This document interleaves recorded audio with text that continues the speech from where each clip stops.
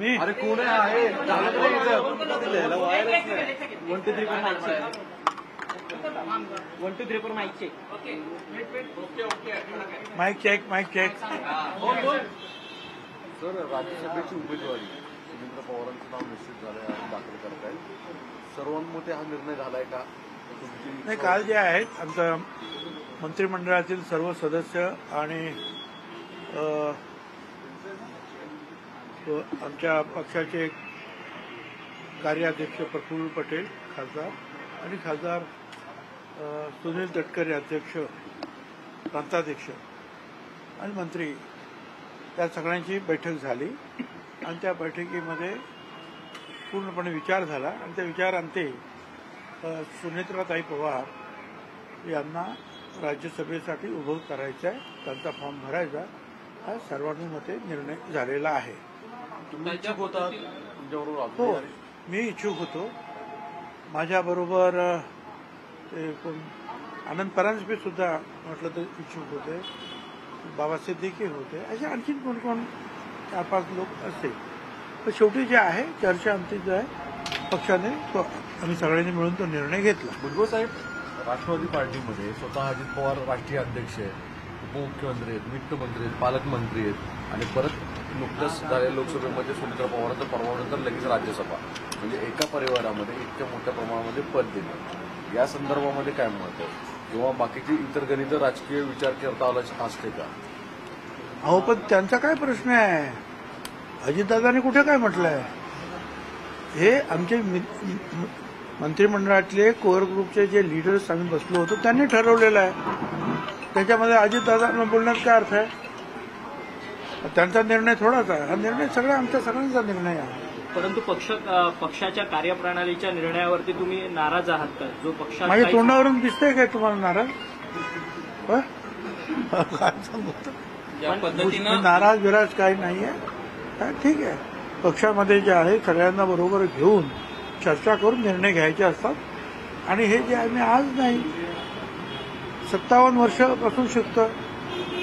शिवसेनेत असताना सुद्धा, पवारसाहेबांबरोबर असताना, काँग्रेसमध्ये असताना सगळ्यांना बसून हे निर्णय घ्यायचे असतात. त्याप्रमाणे ते घेतलेले आहेत आणि त्यामुळे प्रत्येक गोष्ट तुम्ही म्हणाल तुमच्या मनाप्रमाणेच होते असं नाही. खरं तर उमेदवार ज्यावेळेस आपण जाहीर करतो त्यावेळेस त्या उमेदवाराला वेळ मिळणं अपेक्षित असतं. या प्रकरणात जर पाहिलं तर जाणीवपूर्वक अद्याप उमेदवारच जाहीर केलेला नाही. याचा अर्थ कुठे उमेदवार ठरला होता? वेळ काय मिळायची त्याच्यामध्ये? काय प्रचार करायला जायचं काय कुठे? सगळे आमदारच मतदान करणार आहेत सगळे. आणि तुम्हाला कल्पना आहे महायुतीचे आमदार जे आहेत हे फारच मोठ्या प्रमाणामध्ये आहे, सहजच निवडून येतील. मला वाटत नाही की विरोधी पक्षातर्फे कोणी फॉर्म भरेल असं वाटत नाही, आत्ता तरी वाटत नाही. एकंदरीत पक्षामध्ये कुठेतरी नाराजी वाटते का? एक गट असं देखील म्हणतोय की सुनेत्रा पवारांना अशा ज्या पद्धतीने उमेदवारी देण्यात आलेली आहे, जवळपास 13 जण तुमच्याकडे इच्छुक होते, असं असताना त्या सर्वांना बाजूला केलं आणि सुनेत्रा पवारांना मध्येच एंट्री दिली. मागं प्रफुल्ल पटेलांच्या वेळेस देखील अशाच पद्धतीची परिस्थिती होती. हेच सगळे उमेदवार त्यावेळेस इच्छुक होते, त्यावेळेस देखील अशाच पद्धतीची नाराजी बाकीच्या उमेदवारांची पाहायला मिळाली. आता तुम्ही सांगितलं की नाही 13 लोक जे आहेत इच्छुक होते. आता 13 लोकांना उभं करणं शक्य आहे का? कुणाला तर एकालाच आपण करणार ना. सगळ्यांनी तो निर्णय घेतला की त्यांना उभं करा.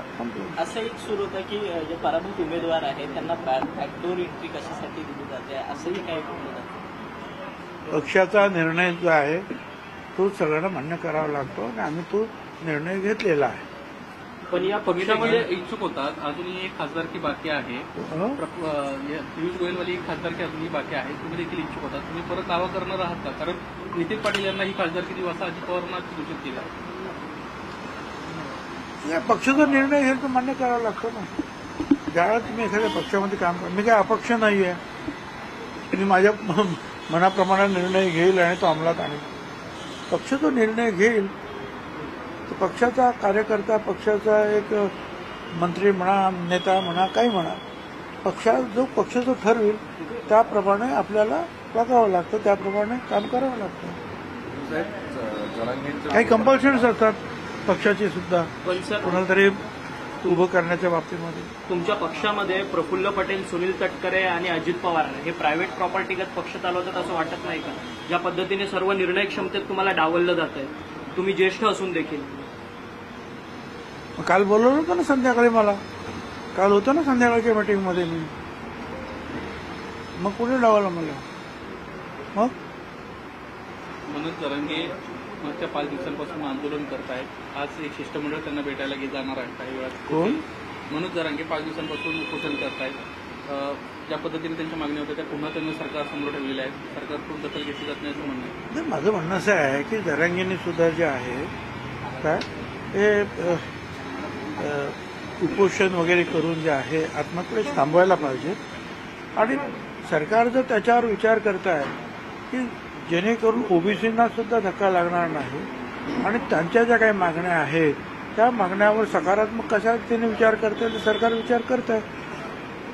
आताच निवडणुकीतून जे आहेत सगळे जे आहेत मोकळे झालेले आहेत, त्यामुळे वेळ तर द्यायला पाहिजे ना सरकार. महाविकास आघाडीमधले निवडून आलेले सर्वच खासदार आता मनोज जरांगे पाटील यांच्या पाठीशी उभे राहताना पाहायला मिळतात. त्यांच्या या मराठा आरक्षणाच्या संदर्भात सगळे सोयऱ्याच्या संदर्भात अंमलबजावणी करण्यात यावी असं एक सकारात्मक पत्र सगळ्या खासदारांकडून दिलं जातं. 2-3 खासदार जे आहेत ते गेलेले आम्हाला माहिती आहेत. पण ठीक आहे ना, ज्या वेळेला सरकार असतं सरकारला त्या कुठल्याही पक्षाला सगळं दलित, आदिवासी, अल्पसंख्याक, मराठा, ओबीसी, भटक्या, विमुक्त सगळ्यांना बरोबर घेऊन जावं लागतं.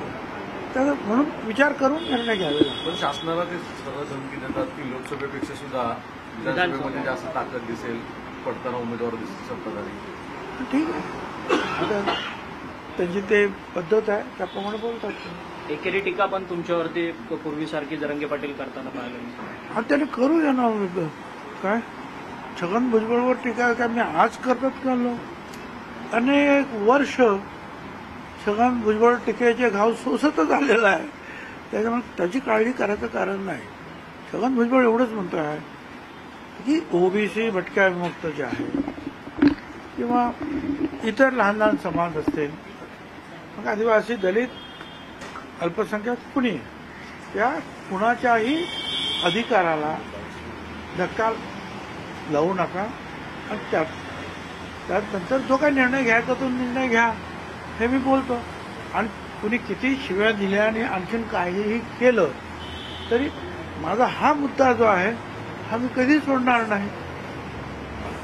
त्याच्यासाठी तुम्हाला माहिती आहे मी मंत्रिपद सोडायला तयार झालो, मागच्या वेळेला राजीनामा दिला होता. त्यामुळे तो प्रश्न येत नाही. तुम्ही दुसऱ्याच्या अधिकारावर अतिक्रमण करायचं नाही. एकमेकाच्या सगळे घटक जे आहेत समाजातले त्यांना न्याय देण्याचा जो आहे प्रयत्न सरकारने केला पाहिजे. तर पवारसाहेबांनी आज बारामतीमध्ये एक उल्लेख केला इंदापूरमध्ये की पुढच्या 4 महिन्यामध्ये मला हे राज्य सरकार चालवायचं आहे. जसं लोकसभेत 7 दिली तशी विधानसभेत द्या.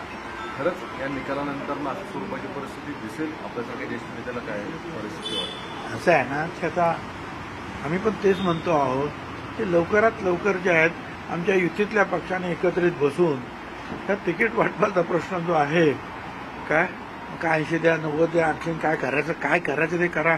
बिग ब्रदर, छोटा ब्रदर, मधला ब्रदर काय ठरवा लवकर. कारण आपण पाहतात की पवार साहेब जे आहेत कामाला लागलेले आहेत, प्रचार सुरू झाला. तशा प्रचाराला तर आपण सुरुवात करावी लागेल. नाही तर आपण परत तेच आपण बसतो आपण गुऱ्हाळ करी चर्चेचं तर परत अडचण देऊ. एवढंच माझं म्हणणं आहे.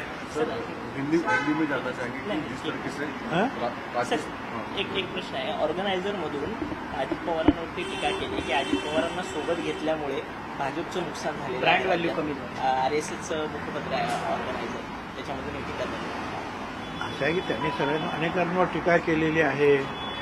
काय काही लोकांनी तर ते काँग्रेसचे लोक तुम्ही का घेतलेत याच्यावर सुद्धा टीका केलेली आहे. घेतलेत ना काँग्रेसचे अशोकराव चव्हाण घेतले. इथे देवरांचा मुलगा जो आहे तो मिलिंद देवरा त्यांना घेतलं. त्यांना पदावर सुद्धा बसवलं राज्यसभेच्या वगैरे. आणि आम्हाला सुद्धा असं एकूण जे आहेत ते म्हणतात ते बरोबर आहे. पण मला त्यांना असं म्हणायचं आहे की बा हे महाराष्ट्राचं तुम्ही सांगता, भारतातल्या इतर ठिकाणी काय झालं? फक्त महाराष्ट्रातच थोडा सेटबॅक बसला का? इतर ठिकाणी सुद्धा थोडासा बराचसा सेटबॅक बसलेला आहे. म्हणून तर मग हे जे आहे नितीश कुमार आणि काय चंद्राबाबू वगैरे त्यांना घेऊन जे आहे सगळं व्यवस्थित सरकार करावं लागलं त्या अलायन्सचं. धक्का सगळीकडे बसलेला है ना. राज्यसभा की जिस तरीके से सुनीता पवार इनको उम्मीदवारी दी है उस पर आपकी क्या प्रतिक्रिया है? नहीं, ये जो निर्णय जो है हमारे कोर ग्रुप के जो लोग हैं, हमारे मंत्रीगण जो है और एमपी ये प्रफुल्ल पटेल साहब और एमपी और अध्यक्ष हमारे राज्य के तटकरे, ये सब हम लोगों ने बैठकर जो है चर्चा की. बहुत सारे लोग इच्छुक थे. हाँ, ये भी है, मैं भी इच्छुक था. मैं भी चाहता था कि मुझे वो सीट मिले.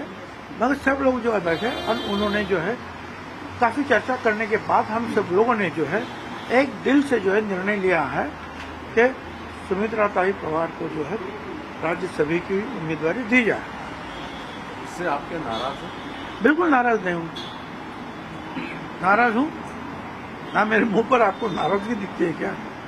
अरे भाई, जब पार्टी में आप लोग काम करते हैं आप लोग, तो पार्टी में सबको साथ लेकर चर्चा करते हुए जो बात नक्की होगी उसको मान लेना चाहिए. हर आदमी जो है पार्टी का अगर अड़ा बैठेगा कि नहीं मुझे ही चाहिए, तो पार्टी चलाना मुश्किल है. फिर तो सबको साथ लेकर चर्चा करते हुए जो है ये निर्णय होते हैं. सर, ये फिर जा रहा है कि सुनील तटकरे, प्रफुल्ल पटेल और अजित पवार जी यही सब निर्णय ले रहे हैं. आप पार्टी के वरिष्ठ नेता है, आपको नजरअंदाज देखिए किया जा भाई, रहा है, सर? देखिए भाई, अब अजित दादा पवार राष्ट्रीय अध्यक्ष हैं और प्रफुल्ल पटेल जी राष्ट्रीय कार्याध्यक्ष है और तटकरे जी जो है ये हमारे प्रांत के प्रांताध्यक्ष हैं. तो वो निर्णय करने बैठेंगे, बार बार बैठेंगे, चर्चा करेंगे. हम तो जो है एक नेता है, कार्यकर्ता है पार्टी. सर, आप अनुभवी नेता हो सर. आपका पूरा राजनीतिक करियर लगभग 40 साल का हो चुका है, तब भी आपको 40 साल का नहीं, 57 साल का. जितना शिवसेना के कितने दिन हो गए शिवसेना स्थापन, उस दिन से गिनते जाओ. तो वो बात नहीं है. फिर बात यह है कि पार्टी का नेतृत्व कौन कर रहा है. तो पार्टी के नेतृत्व 3 लोग.